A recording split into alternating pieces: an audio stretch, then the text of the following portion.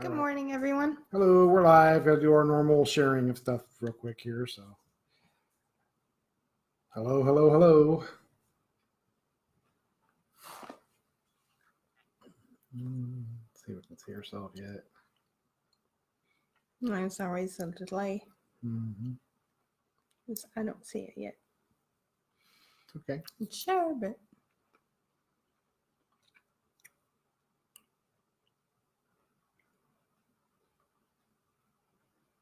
There we are. Go ahead and share it now. guess it's only showing up on your phone, so you'll have to share. I'm just scroll way down to find it.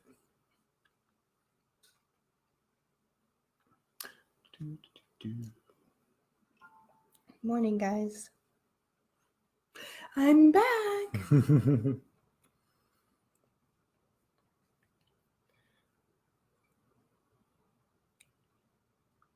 I'm where I need to be. Yeah. I enjoyed the grandbabies. Enjoyed Jocelyn too. But it's nice to be home. Yeah, just not seeing it. I can scroll all day. It's not there for me. Okay, we have shared. We are live. Welcome back, Shauna. Yeah, thank you. I love you, baby. I missed you. I missed you too. Shauna was gone for like 3 weeks to Washington, so it was a hard time. 2 weeks and 3 weekends. It was 3 weeks to me. Yeah, but it was hard. Yeah, it was a tough time for us because haven't been separated that long and a long time since I was traveling for. Not since Hawaii, but you came out to Hawaii. Yeah, I was there a week earlier. Yeah, it was a long trip, but all good. Back, Shauna's back home. We figured we'd take this opportunity to do another video because we didn't do one last week because Shauna was out of town and I was getting ready for her to come back home. So here we are. We're back. You were home. a little sad without me. I was sad. I need my girl. I definitely need her. So that's why it's important. So today we wanted to talk a little bit about, maybe some of your struggles that you had, being away from home, right, and traveling while trying to do keto. But the end result, what happened to your weight during that 3 weeks? 2 pounds. You still lost 2 pounds, right? 2 pounds.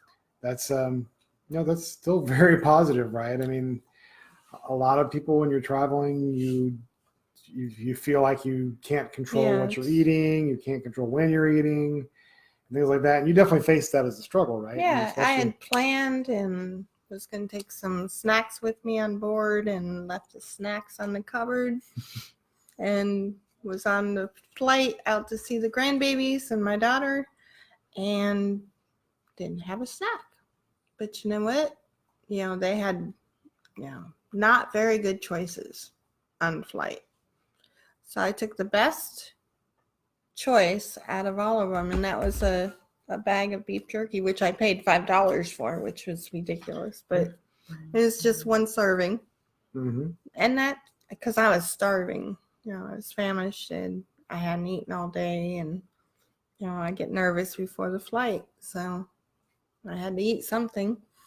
Yeah, there's times, you just have to make the best choices that are available to you. And there was sugar in it, but it was still very low in carbs. Mm-hmm. So I still hit my carb macro. I didn't overeat. I hadn't eaten probably for 24 hours. So, yeah. Yeah, if you think about... I avoided temptation of the bread and all the other goodies they were handing out. Yeah, if you are doing a normal where you're trying to restrict your calories, eating a normal amount of carbs that most people eat, going long periods of time without food would be torture, right? It would be a Herculean effort to do that. But since, Shauna's a veteran at this now, she's been doing this keto thing for quite a while.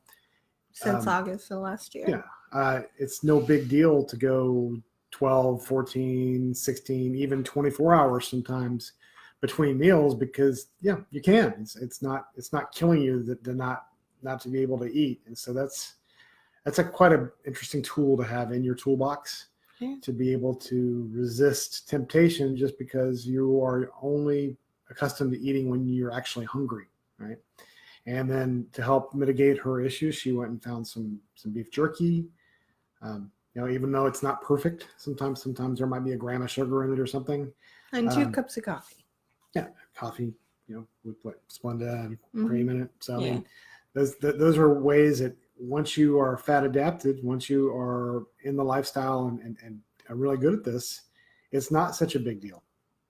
I mean, even this last week, so I started a new customer I'm working with, and I had to go through some training. I think this was Wednesday. So it was in the office and some training all morning. Training was up until noon, but it ended up going through at like 1:30, and then I had another training right behind it. So basically it was, going right through lunch, and it didn't bother me, right? So where everybody else was complaining, even had to maybe duck out a little bit and get some food and come back, that wasn't an issue for me. I was like, okay, well, I'll just eat dinner tonight. It's not a big deal to me to not be able to eat in the middle of the day. Right. So that's a huge. We're not hangry. We might get hungry, but Mm-hmm. we don't get that angry. I gotta, famished. I gotta eat something now. No, that's a big deal as you're getting started in this, and that's one of the major proponents I can think of is, if you're doing a normal type of diet where you're trying to restrict your calories, food cravings and hunger are your biggest enemy, and usually what causes you to fail in the long run, right? Because you work really hard, you restrict your calories, maybe you do lose a little weight for a while, Right. but it's not sustainable, right? After a while, you start, your hunger cravings come back, you end up overeating. And so this is one of the ways that we have been able to conquer our hunger. And I see Natalie has joined us. Hi, Natalie. I'm glad to see you. I saw you posted my picture from work earlier today too. So thanks for that. Oh, really? That's great. But so, yeah, I mean, the ability to not have to eat all day long is a big plus in this way of eating. Has been for us. It's been a big key to our success. Right. And Absolutely. Not having to, succumb to temptations of food around us is a big deal. I mean, even I'm just thinking of, we did a work event on Friday where in the morning everything was pastries and fruit, right? No big deal. Yeah, I just that's waited what until the normal afternoon. companies do. Yeah, it's okay. But for a lot of people, I saw everybody around me, they were, eating the pastries and the fruit, and okay, and that's fine. But to me, that's a problem. If I eat the fruit and the pastries, it's going to start this craving, drive that's going to make me want to eat more and more and more. But if I just completely avoid it, I never get the craving. If you don't crave what you don't eat is really what eventually happens to your body. It's just one of those. It's a fantastic feeling. It really is. And to not to be, starving like when I was traveling. It's like, not horrible. And for those that are new, I mean, one of the things that we have done and how we are gauged our success and managed our success is we follow the Eric Westman approach, which essentially is, eat less than 20 grams of carbs a day, eat fatty meats and vegetables until you're full, and then don't eat when you're not hungry. And that's really, in a nutshell, the whole process. And so I think now that's why I was okay, because we had a good meal the night before, and get nervous flying, and then I was fine.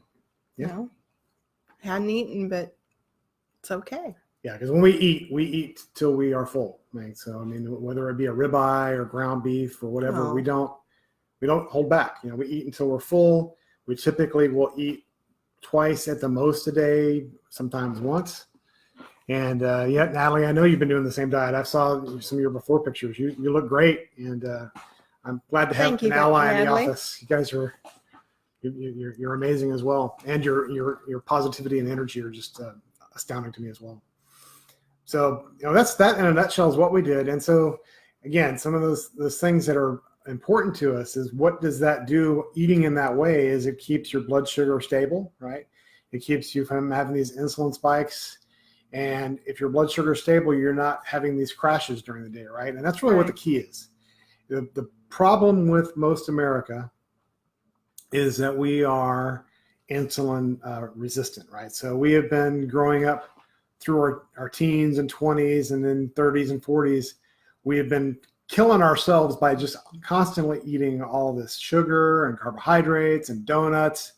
And our bodies are fairly healthy enough to handle it, right? So our pancreas will push out the insulin, which then allows us to take that sugar and store it in our liver and our body as fat. That's how that's supposed to work, right? But the problem is, over time, you keep getting more and more fat. Me. And we were told as kids that cereal. Sorry to interrupt. Cereal is healthy breakfast, nutritional way to start the day. And actually, I remember even as a kid being in school and being tired. Yeah. Okay, Natalie, have a great flight. Fly safely, okay? You're off to the plane. Hey, Apollonis. Bye, Natalie. Good to see you guys. Hello, Apollonis. So yeah, hey, so as Americans, we've been, our metabolism is fairly healthy enough to react for that insulin to take over and push those carbohydrates and sugar into our body, into our adipose tissues, and make us fat for stored energy, right? Because really, you're just over consuming energy. So your body takes care of that. But over time, to 10, 20, 30 years of doing that, eventually you become insulin resistant. Your body is not so keen to take those sugars and put it into your fat cells. And so then your blood sugar level rises. So that means your body has to react and push out more insulin to do the same job that a little bit of insulin used to do, right? So this is what the definition of insulin resistance is. So as that's happening, you're starting to become inflamed, because one of the things, the problem with insulin, a lot of it, if you're having floods of it in your body, is it's starting to raise inflammation. And that's just kind of what it does. That's kind of the process that it is, a natural process for insulin. So it's making you fatter, making you tired, natural, making you inflamed. And because your blood sugars are going up and down in crazy fashion, you're crashing, you're starting to get tired. So how do you fix that, right? So if you go to a doctor, they might say, well, hey, let's go ahead and give you some insulin. Obviously, you're not making enough insulin, so we're going to give you more insulin. And what happens? Your blood sugar does come back down. It is more stable. But in the meantime, insulin is making you fatter. So you're getting fatter. You're getting more frustrated. And more depressed. You're getting more inflamed. And then you continue eating the sugar. And so your body gets even more insulin resistant. So your body has to keep making more insulin. So that is not working anymore. So you go back to the doctor, and the doctor says, that's okay. We can just up your insulin. So you see the pattern here, right? So how is the best way to fix that, right? Maybe instead of, keep doing the same thing over and over again that's not working, like, taking more insulin and keep eating the same way, maybe the better option would be to cut out all processed foods. And stop eating the carbohydrates. Stop eating the sugar. Sugar is addicting. It's worse than cocaine. Yeah. It definitely is. And it's worse than that, because there are actually nutrition scientists, or actually food scientists, that are capitalizing on that, right? They are trying their best to make food more addictive. So how do they do that? They add more sugar, they add more salt, and even more fats, and not even the good kind of fats, right? It's the fats that are like the seed oil fats. But they're looking for that taste combination and that crunch combination that makes the food addictive. So it's really not your fault that you're going through this, right? It's more of a matter of, you are, kind of been conned into eating this way, and and so you are addicted to this. And people are getting fatter and having more and more autoimmune diseases and more pain, which makes you even more depressed. And it's just a horrible cycle that we're going through as society. As the whole world is just having the same issues. Yep. And Apollon said, MSG is another killer. And you're right. I mean, that's another thing that they add into your food, because I used to add it to ours. Yeah, it overrides those. It makes you want and crave that food so much more. So it's another level or layer of addiction they throw on top of it, right? And what gets worse than that, right? So now we are a population that is growing more and more obese. We're a population that is diseases, chronic disease is on the rise. But then we start to accept it as normal, right? Right. Now we have this fat acceptance movement, right? Which is saying, being fat's not your fault. Love yourself where you're at. They're not wrong. I mean, there is some truth to that. We should love ourselves, and we shouldn't judge others by how they look. But if there's a way to change how we feel inwards and outwards, that's the way we need to go. Absolutely. And that's what we've done. And I'm so much happier. Right. And so it's actually an enemy of people when you start settling for being a certain size and saying, okay. Yeah, it's okay. It's the best I can do. I mean, I've done all I can do. It's not my fault. We really still need to have that level of, needing self-improvement, right? You can always do better, right? You shouldn't be satisfied with where you are. And the way, to do that, once we've, unlocked the code on actually how to no longer be obese, we feel the responsibility to share that with other people, right? Whether it be our family, our friends, starting Facebook groups. So fantastic. It's like, I don't want to just keep this to myself. I want to tell other people, hey, if we can do it, you definitely can do it. So it's possible. You just have to, get your mindset. Mm-hmm. And a lot of it is just, understanding those basics, right? And believe me, I know it's hard. The transition is very difficult for most Americans, right? If you are typically a person, and again, you've been told all this time that eating, whole grains and fruit and all that are the healthiest thing you can do, right? So that's ingrained in your brain. I mean, it's there. And it starts to change that is very difficult. Hi, Jocelyn. Welcome. Good morning, Jocelyn. It's really difficult. It was hard for us, man. So I mean, and even to the point where I specifically was a vegetarian for 3.5 years, right? We tried. We did that, went that path, right? It didn't help. And we were eating lots of whole grains. We were eating lots of fruit and vegetables. And I was more inflamed. My autoimmune symptoms were terrible. I know my lupus was the worst it was on vegetarian. Mm-hmm. So we got to overcome. We have to actually unlearn a lot of the things that we did learn. And how do you do that other than just to jump in and do it? You don't have to go straight to 20 grams of carbs less a day. That's very difficult for people. So maybe there's some things you can do early. Maybe you can stop drinking sugary drinks. You can stop eating sugary cereals. Stop eating bags of chips. Bags of chips. I mean, start switching to more, keto-friendly foods, right?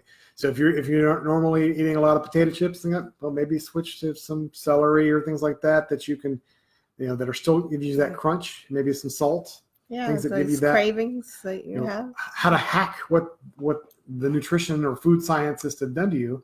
Well, we can take that same process. And our friends at Great Goes Keto are helping people do that, right? They are helping to create recipes and ideas They're amazing. That people can eat that help them make that transition from that stupid, sad American diet, standard American diet, to a more reasonable, keto-friendly way of eating. Yeah, right? Paulo said even nutritionists recommend eating fruits and grain or Quaker and fruits for breakfast. And that's true. We used to follow that.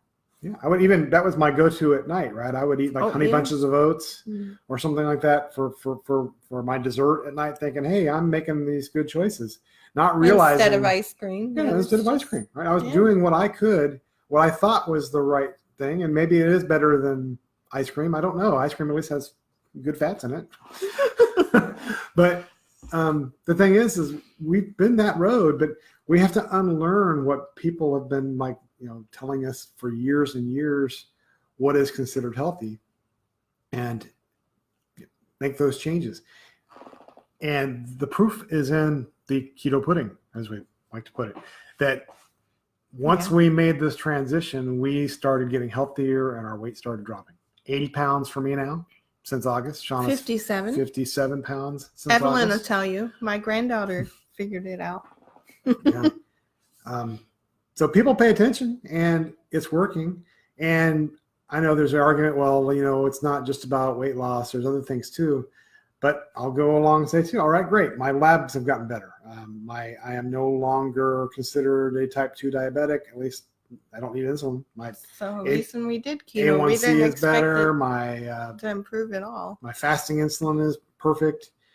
Those are great. My blood pressure has come down.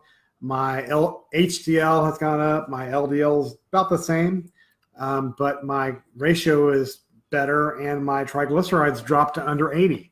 So out of all of those things, those are objectively You're not improved considered health. obese anymore. I'm 9 pounds away. I'm 9 pounds away from no longer being considered clinically obese. I'll just be overweight. He's hot. Hattie. But I'm now, basically the average weight of the American. So whereas before I was well over. Right. Saw a stat the other day. So in 1960, the average weight of a man in the United States was 160 pounds. Now it's in the 190s. So that's like more than 30 pounds of a median weight change for men in just over 30 years. So overall, we've all become obese, right? That's become the norm. So one of the things we are looking to do is to turn that trend around, right? Yeah. We can start. We tried everything.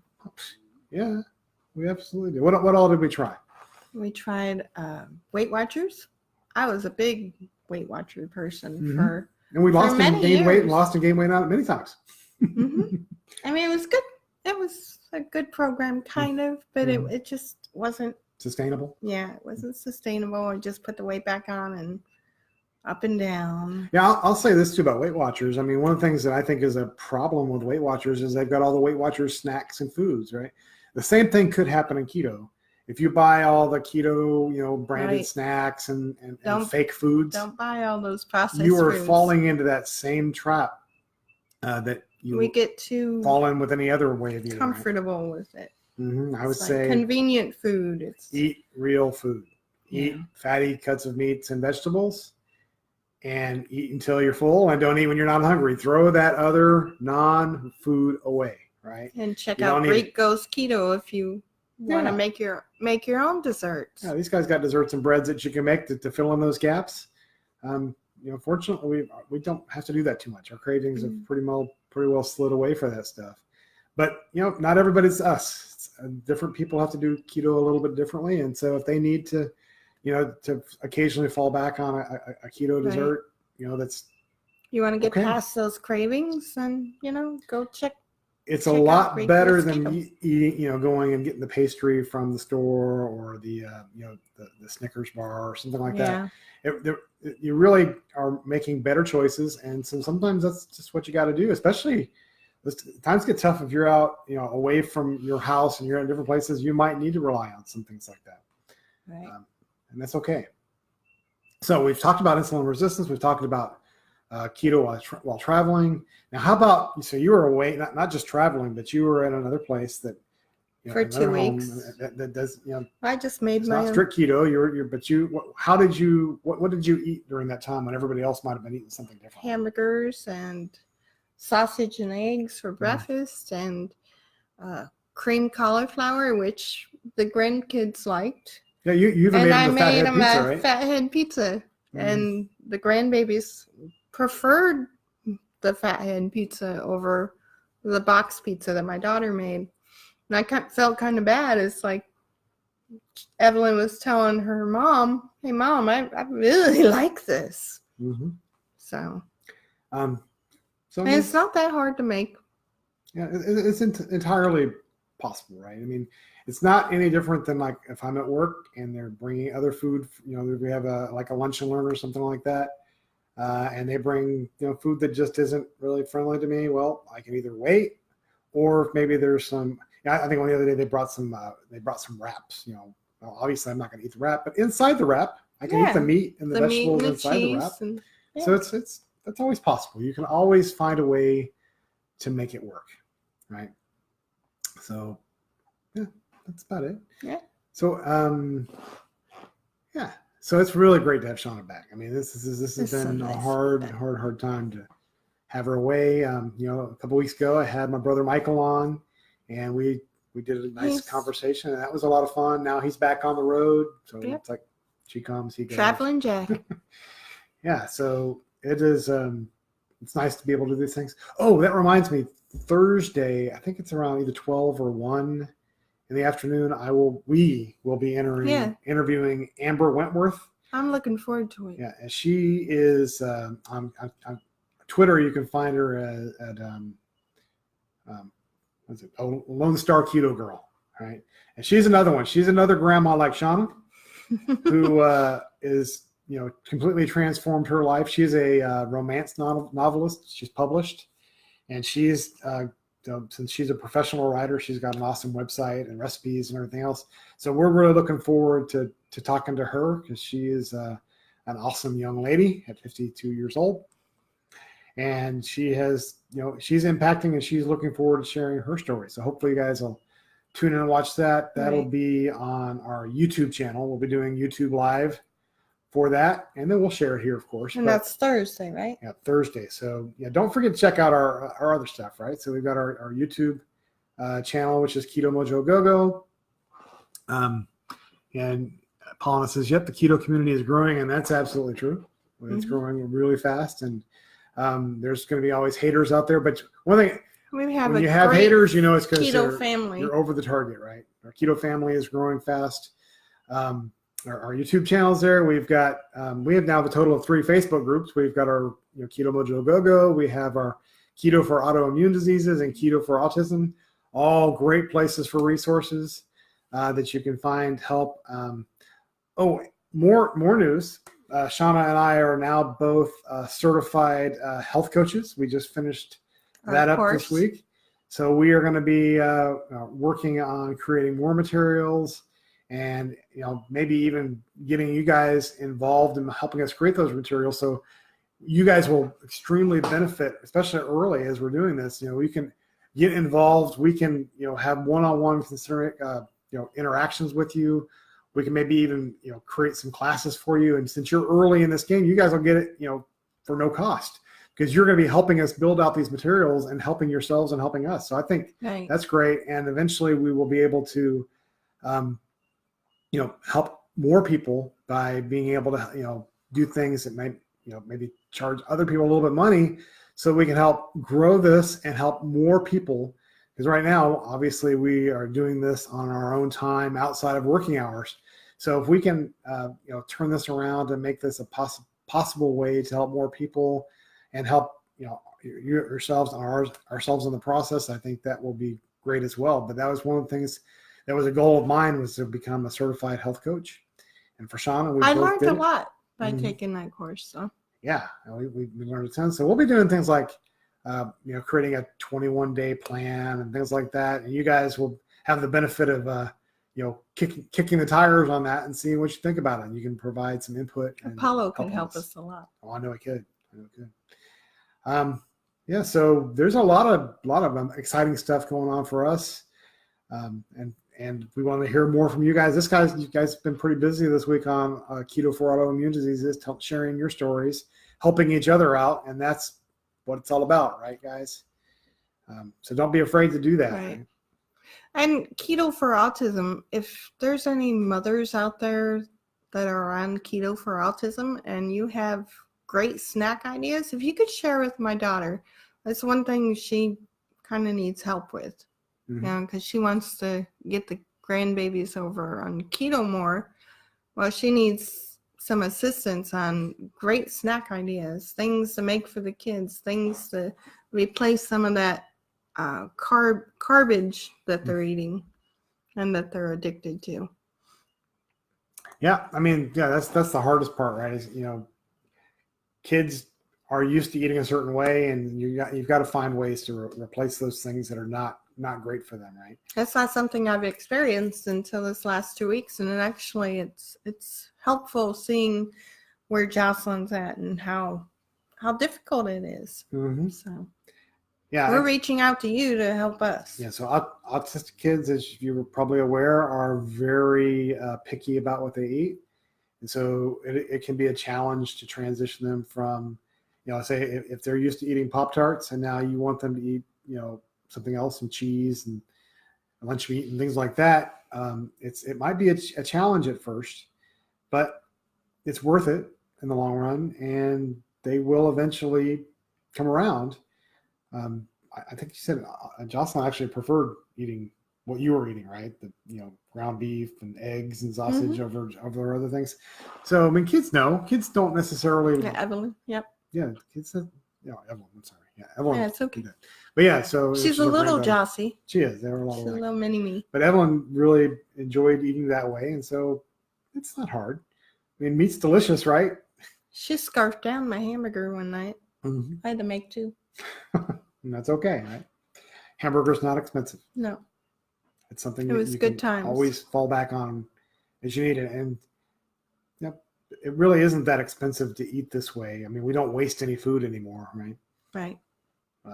I can remember we used to throw away a lot of vegetables that would spoil, or even if you think of lettuce, right? How much of the lettuce do you throw away from a head, right? You don't eat the whole head, the whole core, and you got to pick off the bad leaves, and you end up with like maybe 40% of the lettuce you are actually able to eat if you didn't wait too long, right? So if it's a brand new fresh head, that's what you get to eat. And there's no nutrients in lettuce anyway, right? It's pretty much just useless just leaves. Water. Yeah. So a lot of water. There's a lot of waste. Not saying I'm against vegetables, but there's just a lot of waste. And if you think about rice, I mean, rice is not real food. I mean, it fills your belly up for a little bit, but then you're hungry 10 minutes later. So yeah, those things are just, you can, by changing your way of eating, you end up, without realizing it, eating less, but you're eating all of the product that you're eating. You're not throwing away waste as much. Right. So there's a lot of little things that you don't expect to change in your life when you start doing this. I mean, outside of weight loss, outside of improved health, there's a lot of things that happen, that you start to notice about your own life. You've got more time because you're not eating so often. You're not cooking as much. You're not cooking as much. You're not throwing away so much food. Those are a lot of freeing things that you don't realize are there. All right. So anything else you can think of? No. Well, guys, I think we'll go ahead and wrap up early. We have 30 minutes. It's not too bad. If you have any questions, we are more than happy to have you guys pop in. You have any struggles, ask those questions. Any ideas for topics you'd like for us to cover in the future? Go for it. We're looking forward to it. Anybody if you'd like to have a one-on-one chat with us, we're okay with that too. Yeah. We are finding great success, and we want to share you in any way we can. Yeah. Because what we want to do is inspire others. Absolutely, guys. All right, so we are going to wrap it up. It's tax day for us. That's not a happy thing. Not looking forward to that, but we got to go get it done. It's okay. So anyway, should have done it before I left. Should have done it before you left, but we had reasons. Anyway, we say Keto Mojo Go out.